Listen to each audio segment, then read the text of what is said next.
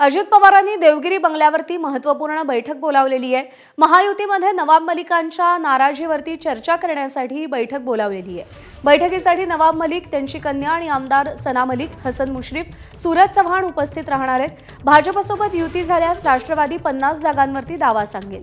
मलिक आज अजित पवारांना मुंबई महापालिकेचा अहवाल देतील अशीही माहिती आहे।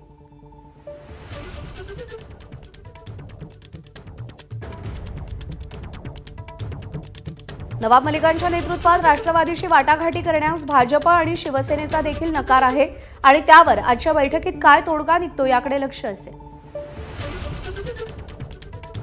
राज्याचे क्रीडा मंत्री माणिकराव कोकाटे पुन्हा एकदा अडचणीमध्ये आलेत।